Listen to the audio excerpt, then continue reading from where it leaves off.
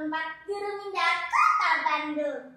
Dewan juri yang terhormat dan teman-teman yang saya banggakan, selamat mendengarkan kisah Timun Mas. Dahulu kala hiduplah seorang janda tua yang bernama Basri. Beliau adalah seorang petani. Sayangnya ia tidak mempunyai seorang anak. Karena itulah ia selalu merasa kesepian. Hingga suatu hari ia meminta bantuan kepada Buto Ijo sang raksasa.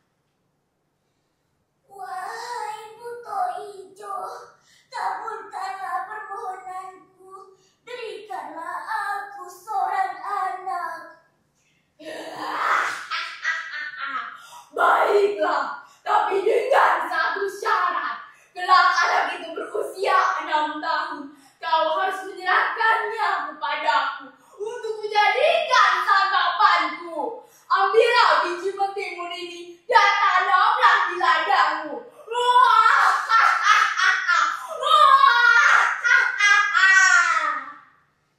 Dalam beberapa hari saja, biji mentimun itu berbuah lebat. Di antara buah mentimun hanya ada satu buah yang berukuran besar dan memancarkan cahaya keemasan.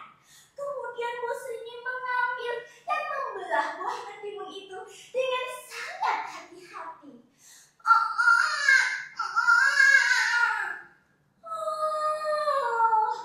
Bayi mungil ini akan kuberi nama Timun Mas.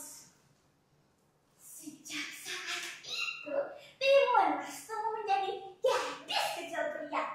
Tahu nggak teman-teman?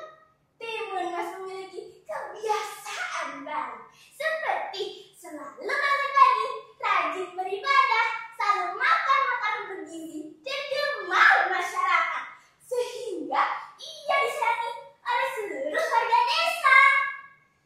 Akan tetapi, Bos ini selalu ketakutan kalau Buto Ijo datang untuk mengambil Timun Mas. Hingga suatu malam, Bos ini meminta petunjuk kepada Pertapa Sakti. Wahai Pertapa Sakti, aku memohon petunjukmu atas masalah yang kuhadapi. Bos Rini, berikan ini kepada anakmu Timun Mas. Ini akan membantunya untuk melawan Buto Ijo. Bos ini menceritakan kepada Timun Mas